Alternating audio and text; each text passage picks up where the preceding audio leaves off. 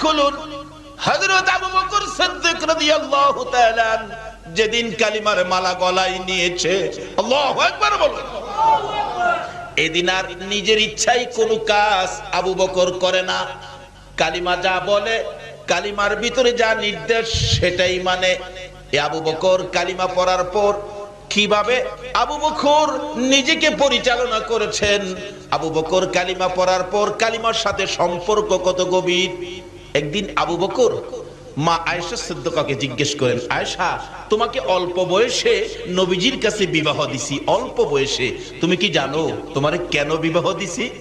মা আয়েশা বলেন, বাবা গো, আমি তো জানি না। আবু বকর বলেন, আয়েশা রে, অল্প বয়সে তোমাকে নবীর কাছে বিবাহ দিয়েছি। অল্প বয়সে রাসূলের কাছে বিবাহ দেওয়ার কারণ হলো আমি আবু বকর জান্নাতে যেতে চাই। আল্লাহু আকবার। যেহেতু কালিমা পড়েছি, জান্নাতের টিকিট পেয়েছি, আমি জান্নাতে যেতে চাই। হাসরের দিন যদি জান্নাতে যাওয়ার সকল আমল যদি আমার বরবাদ হয়ে যায়, কোন আমল যদি আল্লাহর কাছে গ্রহণযোগ্য না হয়, কোন আমলের বিনিময়ে যদি আমি আবু বকর জান্নাতে যাইতে না পারি রে আয়েশা, সর্বশেষে আমি তোমাকে নিয়ে আল্লাহর আরশের কিনারে যাব। প্রভু গো, আমার এই মেয়েটাকে অল্প বয়সে তোমার বন্ধুর কাছে বিবাহ দিয়েছি, তোমার বন্ধুর কাছে অল্প বয়সে মেয়েটাকে বিবাহ দেওয়ার কারণে তুমি আমি আবু বকরকে জান্নাত দিয়ে দাও। জোরে জোরে সুবহানাল্লাহ। শুধু এটাই নয়, আবু বকর কালিমা নিয়ে কত কষ্ট করেছেন। যেদিন আবু বকর এই জান্নাতের টিকিট কালিমাটা লইয়া সর্বপ্রথম যখন বাড়িতে ঢুকলেন, রাত্র তখন গভীর। আবু বকরের মা বলেন, আবু বকর, তুমি তো জীবনে কোনোদিন এত রাত্র করো নাই, আজকে তোমার এত রাত্র হলো, কারণটা কি? আবু বকর বলেন, মা, আমি আখিরি নবীর কাছ থেকে জান্নাতের টিকিট আনছি, আমি জান্নাতে যাব। তোমাকেও কিভাবে জান্নাতে নেওয়া যায় আমি এই চিন্তাও করতেছি। আবু বকরের মা বলেন, আবু বকর, তাহলে কি তুমি বাপ দাদার ধর্ম ছেড়ে দিয়েছো? মা, বাপ দাদার ধর্মে তো কিছু নাই, তুমি কি মুহাম্মদের পক্ষে গেছো? মা, এটাই তো আল্লাহর পক্ষ। কি বললেন? আমাদের নবীর পক্ষটাই কার পক্ষ? আজকে এই নবীর পক্ষ বিশ্বের মুসলমান ছেড়ে দেওয়ার কারণে বিজাতিদের হাতে আজকে মার। ও, তুমি জানতাম জ্ঞানী, আজকে বুঝলাম তুমি অজ্ঞানী। দাঁড়াও, তোমাকে শাস্তি করতেছি। মা দুই হাতে থাপ্পড় শুরু করলেন। কিতাব লেখে, আবু বকরের জীবনী লেখে, মা যত মারে আবু বকর ততই হাসে। মা বলেন, দাঁড়াও, আমার মায়েরে তোমার শাস্তি হয় না। পুরুষদেরকে ডাকলেন, মারতেছে, হাসে, খুব মারতেছে রাত্রের বেলা। এমনকি কিতাব লেখে, মারতে মারতে আবু বকরের সকল শরীরের মধ্যে রক্ত জমাট হয়ে গেছে, এমনকি নাকে দিয়ে মুখে দিয়ে রক্ত বাহির হয়ে গেছে। জ্ঞানহারা হয়ে গেলেন আবু বকর। আবু বকরের মা বলেন, তোমরা কারা গো? আমার আবু বকরকে আর মেরো না, যদি জ্ঞান থাকে জীবনে আর কালিমা পড়বে না। জ্ঞান হারা হয়ে গেছে আবু বকর। মা মাথায় পানি দেয়, জ্ঞান ফিরে না। রাত্র শেষ হয়ে গেছে, জ্ঞান ফিরে না। সকালবেলা বহু সময় পর মা ডাকতেছে, এরে আবু বকর, এত মার খাইলি, জ্ঞান ফিরে না, আর কি জীবনে কালিমাটা পড়বি? একটু পরে দেখা যায় আবু বকর দুইটা চোখ খুলে মার দিকে তাকাইলেন। মা সঙ্গে সঙ্গে এক গ্লাস পানি নিয়ে আবু বকরের কাছে গেলেন। আবু বকর, সারা রাত মার খেয়েছো, কলিজাটা বুঝি শুকাইয়া গেছে রে বাবা। আবু বকর, আমি এক গ্লাস পানি আনলাম, পানিটা খাও না বাবা, পানিটা খাও। আবু বকর দুইটা চোখের পানি জর্জর করে ছেড়ে দিয়ে মার দিকে তাকাইলেন। মা গো, এই পানি আমি খাবো না গো। মা, তোমার হাতের পানি আমি খাবো না। কেন খাবি না? মা, যেই নবীর কাছ থেকে কালিমা লওয়ার অপরাধে মার খাইলাম গো, এই নবী যতক্ষণ পর্যন্ত না আসবে ততক্ষণ পর্যন্ত আমি পানি খাবো না। আমার নবী কই? নবীর লাগি তো মার খাইছি, আমার নবী আসলে পানি খাবো। আমার নবীর কানে খবর গেলে দয়ার নবী মায়ার নবী দুইটা চোখের পানি ছেড়ে দিলেন, এসে হাজির হলেন। আবু বকর রে, আমি পানি দিলে পানি খাবি, নে পানি খা। আমার আল্লাহ বলেন, বন্ধু গো, আবু বকরকে জানিয়ে দাও, এ কালিমা লইয়া এত মার খেয়েছে, আজকে তুমি আবু বকরের দরদি হইয়া এক গ্লাস পানি মুখের কাছে তুলে দিলা। আমি আল্লাহ কথা দিলাম, এই আবু বকরকে আমি আল্লাহ নিজের হাতে হাউজে কাউসারের পানি খাওয়াইবো। এ বন্ধু, আরেকটা জানাইয়া দাও, এই আবু বকর সর্বপ্রথম কালিমা লইয়া যে মার খেয়েছে, তারপরেও তোমার ভালোবাসা ছাড়ে নাই, কালিমা ছাড়ে নাই। আমি আল্লাহ কথা দিলাম, এই আবু বকর যতক্ষণ পর্যন্ত জান্নাতের মধ্যে পাও না দিবে, কোন নবীর উম্মতেরা জান্নাতে যাইতে পারবে না। শুধু আবু বকর নয়, আরো কত জীবনী খুলুন। হযরতে বেলাল হাবশী রাদিয়াল্লাহু তাআলা আনহু, তারা এই কালিমা পাইয়া কষ্ট করেছে, মার খেয়েছে, কালিমা ছাড়ে নাই। কালিমা যা করার কথা তাই তারা করেছে। এমন কি কালিমা লইয়া এত কষ্ট করার পরেও কালিমা যখন ছাড়ে নাই, সেই রকম 10 জন কালিমাওয়ালার জন্য আমার আল্লাহ দুনিয়ার মধ্যে জান্নাতের টিকেট পাঠাইয়া দিছে, স্পেশাল টিকেট পাঠাইছে। বলুন, যে নবীর জন্য আল্লাহ সবকিছু বানাইছে, এই নবীর উম্মতেরা যারা এই কালিমা নিয়ে কষ্ট করেছে, তাদের জন্য আমার আল্লাহ 10টা টিকেট স্পেশাল ব্যবস্থা করেছে। বলুন তো, জান্নাতে আরো সুন্দর ব্যবস্থা হবে কিনা? কত কষ্ট করে রোজগার করে আজকে আমাদের কাছে কালিমা। রাসূল বলছেন, মৃত্যুর সময় যদি কারো মুখ থেকে এই কালিমাটা বাহির হয়, এই কালিমা পরে পরে যদি কেউ মৃত্যু হয়, তাহলে তুমি নিশ্চিত হবে তোমাকে আমি রাসূল সুপারিশ করে জান্নাতে নিয়ে যাব। কারণ যে কালিমা পড়তে পড়তে মৃত্যু হয়েছে, রাসূল বলেন আমার উপর ওয়াজিব হয়ে গেছে তাকে নিয়ে জান্নাতে যাব। কিন্তু কালিমা নসিব হবে না, মুখ দিয়ে কালিমা বাহির হবে না এক কিসিমের মানুষের, যারা মা বাবাকে কষ্ট দিচ্ছেন। বলুন কাকে? যারা মা বাবাকে কষ্ট দিচ্ছেন, তাদের মুখ থেকে কালিমা বাহির হবে না। কারণ কবি বলেন, শিকায়াত কো হার কুনাত উস্তাজেরা, গ্রেফতারে বাসাত বালা চারেরা। কিছু জিনিস আছে, যেমন পীর, উস্তাদ, বুজুর্গ, আল্লাহর ওলি এবং মা বাবা, এই কিসিমের পার্সন যারা, তাদের সাথে যারা বেয়াদবি বেত্তমিজি করেছেন, তাদের শাকায়াত যারা করেছেন, তাদের উপর 4টা বালা মুসিবত আক্রমণ করবে। 1 নম্বরে হবে, তাদের মধ্যে কোনো শান্তি থাকবে না। বাড়িঘর বড়, বিদ্যা বুদ্ধি অনেক, টাকা পয়সাও বেশি, জিগাইলে খালি কেবল না, শান্তি নাই, কোনো শান্তি তাদের মধ্যে থাকবে না। 2 নম্বরে হবে, তাদের রুজি রোজগারের মধ্যে বরকত হবে না। 3 নম্বরে হবে, তাদের মৌত হবে অ্যাক্সিডেন্টে, মৌত হবে অ্যাক্সিডেন্টে। 4 নম্বরে হবে, মৃত্যুর সময় তার কালিমা নসিব হবে না। তার জ্বলন্ত প্রমাণ নবীর আদরের সাহাবী, যার নাম হযরতে আলকামা রাদিয়াল্লাহু তাআলা। আলকামা তার মাকে কষ্ট দিয়েছিলেন, কিন্তু মৃত্যুর সময় গণায় আসছে, তার সাকরাত শুরু হয়ে গেল। নবীজি খবর পায়া সাহাবীদেরকে পাঠাইলেন, তাকে কালিমাটা পড়াও, কারণ কালিমা পড়তে পড়তে মৃত্যু হলে তাকে নিয়ে জান্নাতে যাওয়া আমি নবীর উপরে ওয়াজিব হবে, তাই তোমরা কালিমা পড়াও। কিন্তু কালিমার কথা বললে আলকামার চোখ থেকে পানি আসে, মুখ থেকে কালিমা আসে না। নবীর সাহাবী, কিন্তু কালিমা আসে না। রাসূল খবর পায়া নিজেই গেলেন, আলকামা তুমি পড়ো কালিমা লা ইলাহা ইল্লাল্লাহু মুহাম্মাদুর রাসূল। আলকামা শুধুমাত্র নবীর দিকে তাকাইয়া 2টা চোখের পানি ছাড়ে, কালিমা পড়ে না, মুখ দিয়ে আসে না। ওই যে মারে কষ্ট দিছে, মাকে যারা কষ্ট দিয়েছেন, নামাজি হতে পারেন, হাজি গাজী হতে পারেন, কিন্তু মৃত্যুর সময় আপনার কালিমা নসিব হবে না। আচ্ছা, কই কি?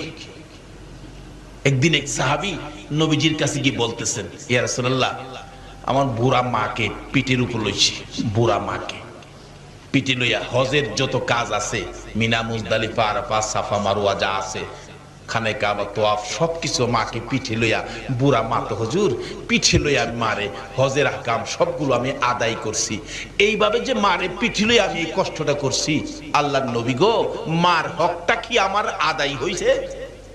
রাসূল বলেন, ও সাহাবী, তোমার মারে পিঠি নিয়া এটুকুন কাজ করার পরে জিজ্ঞেস করছো মার হক আদায় হয়েছে কিনা? আমি রাসূল বলে দিলাম, এইটুকুন কাজ মারে পিঠের উপর করে যেই কষ্ট তুমি করেছো, এই কষ্টের বিনিময় তোমার মায়ের এক ফোঁটা দুধের হক এখনো আদায় হয় না। বাবারে কি ওয়াজ শুনবেন, কোন দিকে যাবেন? এই কালিমা লইয়া জান্নাতে যাবেন, মাত্র 2-3টা জিনিস সঙ্গে রাখেন, বেশি লাগে না। রাসূল বলেন, আলকামা, মুখ দিয়ে কালিমা আসে না কার সাথে অন্যায় করাতে বলুন তো? মার সাথে। মুখে দিয়ে কালিমা আসে না। এরকম আল্লাহর ওলিদের সাথে যদি কেউ বেয়াদবি বেত্তমিজি করেন, তাহলে আপনারও মওতের সময় কি কালিমা আসবে না। কারণ একজন ওলির সাথে বেয়াদবি করলে আমার আল্লাহ বলেন আমি তার বিরুদ্ধে যুদ্ধ ঘোষণা করি। আর যদি কেউ ওলির নেক নজর পেতে পারেন, তাহলে আপনি আল্লাহর প্রিয় বান্দা হয়ে যাবেন। জোরে কন্যা সুবহানাল্লাহ। একজন আল্লাহর ওলির জীবনী, নামটা আমার খেয়াল নাই, উনি রাস্তা দিয়ে হাইজা যাইতেছে পরে একটা বাচ্চা ছেলে গরুরে ঘাস খাওয়াইতেছিলেন। অনেক সময় গরু ঘাস খাওয়ায় না বাচ্চারা, এ হুজুর দেখে সালাম দিলেন, হুজুর আসসালামু আলাইকুম। বাচ্চারা এরকম হুজুরের সালাম দেয় না, কিন্তু যাকে সালাম দিলেন নামটা আমার খেয়াল নাই, উনি আল্লাহর ওলি ছিলেন। আল্লাহর ওলি বলেন, বাবা বাচ্চা মানুষ সালাম দিলা, তোমার নাম কি বাবা? তোমার নাম কি? হুজুর আমার নাম তো হলো ইমামউদ্দিন। ইমামউদ্দিন কই কি তোমার নাম ইমামউদ্দিন? তুমি কি দ্বীনের ইমাম? আল্লাহর ওলি বলতেছেন, বাবা তুমি দ্বীনের ইমাম হইয়া গরুরে ঘাস খাওয়াও, তুমি মাদ্রাসায় পড়ো, যাও, খুব ভালো হবে। আল্লাহর ওলির নেক নজর পড়ছে। আল্লাহু আকবার। ও ওলির দেশের মানুষ, ওলির নেক নজরে যা। নেক নজর তো পড়ে গেছে। বাচ্চাটা গরু নিয়ে বাড়ি গিয়ে বলতেছে, মা একজন হুজুর বলছে আমার নামটা বলে খুব সুন্দর, আমি বলে দ্বীনের ইমাম, আল্লাহর ওলি হুজুর বলছে মাদ্রাসায় পড়তে। মা কই, বেটা ফকিন্নির পোলা খাইবার পাস না, তুই মাদ্রাসায় পড়বি, তোর গরু খাওয়াইবো কে? দিছে মা দৌড়ানি। ছেলে দৌড়ে যায় মসজিদের ভিতরে ঢুকছে, ঢুকে দরজার চিপাই যায়া ভয়ে কাঁপতাছে। মা তো মসজিদের ভিতরে যায় না, বাইরে থেকে কিছুক্ষণ রাগারাগি করে চলে গেছে। এমনি এক মুসল্লি আইছে নামাজ পড়তে, বাচ্চাটা দরজায় চিপাই ভয়ে কাঁপতেছে, কাঁদতেছে। কিরে বাবা কি? চাচা আমি কইছিলাম মাদ্রাসায় পড়তাম, একজন হুজুর কইছিল নদীর হেই পার নাকি মাদ্রাসা যাইতে হইব। আমি মারে কইছিলাম, মা টাকাও দেয় না, আর আমার মারতে আইয়ে আমারে বলে মাদ্রাসা পড়বার লেগে দিত না। কই তুই কি মাদ্রাসায় পড়বি? পড়ুম। আমার খালি নৌকাটা পার করে দিলে মাদ্রাসা যাইতে পারবো। কত টাকা লাগবে? 5 টাকা লাগবে। নে 5 টাকা, যাও, দিয়ে দিলাম। 5 টাকা লইয়া নদী পারিয়া বাচ্চা ছেলে গেছে গা। যাইয়া দেখে যেই হুজুর কইছিল ওই হুজুর ক্লাসে বসা। হুজুর আমি আইছি হুজুর, আসসালামু আলাইকুম। আল্লাহর ওলি বলেন, বাবা তুমি ইমামউদ্দিন? জি হুজুর। আসো। কায়দা দিয়ে, কারণ প্রথম অবস্থায় তো কায়দা দিয়ে প্রথম ক্লাসে তারে ভর্তি করলেন। এর অন্য ছোট ছোট ছেলেদের মধ্যে কায়দা, মানে হ্যাঁ তো একটু বড় হয়ে গেছে, অন্য ছেলেরা টিটকারি মস্কারি করে। হুজুর আইছে দি পড়তো, বড় দীক্ষা কয় হুজুর বলে। হ্যাঁ কায়দা পরে অন্য ছেলেরা বড় বড় কিতাব লইয়া যা হের কাছে পড়া কই দিত। হ্যাঁ কয় আমি আইছি পড়তাম, হুজুরে কইলো হ্যাঁ আমার ঠাট্টা করে, যাক আর পড়তাম না। হুজুরের কাছে বইয়া কাঁদতেছে, আল্লাহর ওলির কাছে। কিরে বাবা কান্দো কে? হুজুর আমারে আপনি কইছেন না এবার লেগিয়া, হ আমার এই বড় বড় কিতাব নিয়ে দেয়, আমি কায়দাই পারি না, আমার বড় কিতাব দেয় পড়বার লেগিয়া। আমি বলে হুজুর আমার কাছে আনে পড়া কই দিতাম। তাই নাকি? বসো। আল্লাহর ওলি সঙ্গে সঙ্গে বাচ্চাটার মাথার মধ্যে নিজের মাথার পাগড়িটা খুইলা পরাইতেছে। নিজের মাথার পাগড়ি বাচ্চাটার মাথায় পরাইছে, চাবুকটা বাচ্চাটার হাতে দিয়ে বলছে, যাও ইমামউদ্দিন বখারি ক্লাস তুমি করে আসো। আল্লাহু আকবার বলেন। একজন আল্লাহর ওলির নেক নজর, বখারি ক্লাস করে আসো। এবার তো উস্তাদ হইয়া ওই ইমামউদ্দিন ক্লাসে বসে ডাকতেছে, আসো বাবারা, কার কি সবক বলতে হবে আসো আমি বলে দেই। হ্যাঁ হুজুর এখানতে কর, বাস ফটাফট কিতাব পড়তেছে। সুবহানাল্লাহ। সুবহানাল্লাহ। তাই কবি বলেন, বেনি আন্দার কুদ উলুমে আম্বিয়া, বেনি আন্দার কুদ উলুমে আম্বিয়া, বে কিতাবিউ বে মুঈদিউ উস্তা। আল্লাহ কয়, আমি আল্লাহ ইচ্ছা করলে মাদ্রাসা ছাড়া, স্কুল ছাড়া, ভার্সিটি ছাড়া, কলেজ ছাড়া, কিতাব ছাড়াও আমি আল্লাহ আমার ওলিদের নেক নজর পাইলে ডাইরেক্ট ইলম দেওয়ার ক্ষমতা আমার আছে। জোরে জোরে কোন সুবহানাল্লাহ। কিন্তু ওই সমস্ত হাস্তির সাথে, পীর বুজুর্গ মা বাবার সাথে বেয়াদবি বেত্তবিজি করবেন না, সব শেষ হয়ে যাবে। যে রাসালাতের শক্তি খাজা আব্দুল্লাহর কপালে থাকতে আব্দুল মুত্তালিবের ছুরি গলায় ধরে না। কাজী সেই শক্তিগুলো যদি কারো পক্ষে থাকে, দুনিয়া ও আখিরাতে কোনো ভয় থাকবে না। তাই আসুন আগে বাড়ি। আমি এখনো আলোচনায় যাই নাই, যাইতেছি। ওরা কষ্ট হইতাছে আপনাদের? মা বাবার সাথে ভালো ব্যবহার করতে হবে। মা বাবারে কষ্ট দিলে মওতের সময় ঈমান নসিব হবে না। তাই বলতেছিলাম, মা বাবার সাথে, পীর উস্তাদ বুজুর্গর সাথে ভালো ব্যবহার করবেন, বেয়াদবি বেত্তমিজি করবেন না। আসুন আগে বাড়ি। আলকামা অবশেষে কালিমা যখন আসেই না, রাসূল বলেন, কি ব্যাপার? এমন সময় জিবরাইল আয়া, হুজুর এই কালিমা আসবে না মুখ দিয়া কেন? তার মাকে কষ্ট দিছে। মাকে কষ্ট দিছে। তোমরা একটা কাজ করো, লাকড়ি জোগাড় করো। সাহাবীরা লাকড়ি জোগাড় করলেন, আগুন জ্বালাও। আগুন জ্বলতেছে ধাউ ধাউ করে। আলকামাকে ধরে আইনা আগুনও ফালাও। এই কথা বলার পরে মা দৌড়ে আসছে, হুজুর আমার আলকামাকে আগুন দিবেন কেন? কি ব্যাপার? তোমার আলকামা নাকি তোমাকে কষ্ট দিছে, এখন এই বিচারের জন্য তাকে আগুন ফালানো হবে। আলকামার মা বলেন, হুজুর আমারে কষ্ট দিছে দেখা আমার ছেলেরে আমার সামনে আগুন দিবেন? আমি মা কেমনে সইব?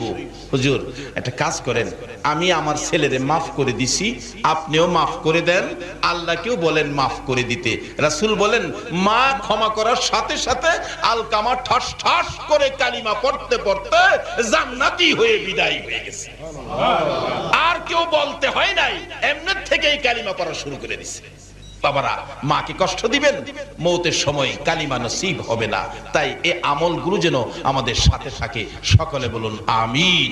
আসুন বলতেছিলাম, এটা কেমন কালিমা?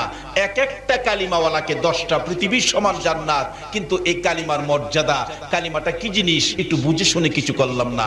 করতাম যদি আবু বকরের মতো মায়ের খেতে হতো, যদি বেলালের মতো, বেলালে হাফসির মতো মুখের মধ্যে আগুন ঢুকাইতো, তাহলে কালিমার মূল্য, কালিমার মর্যাদা দিতে পারতাম। উমাইয়া ইবনে খালফ বলেন, মুখের ভিতরে আগুন দিলাম, বেলাল তো কালিমা ছাড়ে না।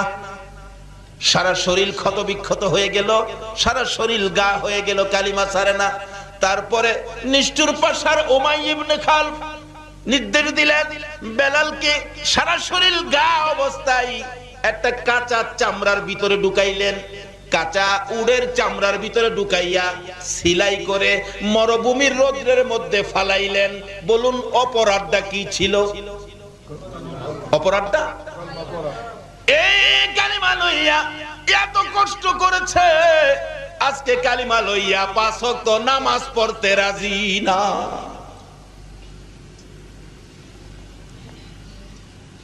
এই কালিমা লইয়া সুদ ছাড়তে পারলাম না, এই কালিমা লইয়া ঘুষ ছাড়তে পারলাম না, কেমনে জান্নাতে যাইব? বেলালে হাফসির জীবনী খুলুন। বেলালে হাফসি কাঁচা চামড়ার ভিতরে সারাদিন রৌদ্রের মধ্যে, বেলাল শ্বাস ফালাইতে পারে না, মরুভূমির রৌদ্রের তাপে আলুর মতো সিদ্ধ হয়ে গেছে। বিকাল বেলা যখন চামড়ার সিলিটা খুলে দিত, বেলাল জ্ঞান হারা হয়ে মাথা জমিনে ফালাইয়া দিত। তারপরও বেলালকে নিস্তার দেয় নাই উমাইয়া ইবনে খালফ। এই কালিমাটার অপরাধে বেলালের গলায় রশি লাগাইয়া দিত। এক বয়সের ছেলেরা বেলালকে শেষরাইতো। মাঝে মাঝে টাইনা টাইনা পাহাড়ের উপরে উঠাইতো, আবার পাহাড় থেকে টাইনা টাইনা নিচে নামাইতো। বেলালের সমস্ত শরীর চামড়াগুলো ছিলে যাইতো, রক্তে লাল লাল হয়ে বেহুশ হয়ে যাইতো। যদি জ্ঞানটা ফিরতো, এই কালিমার মালা জপতে থাকতো। আল্লাহু আকবার বলো।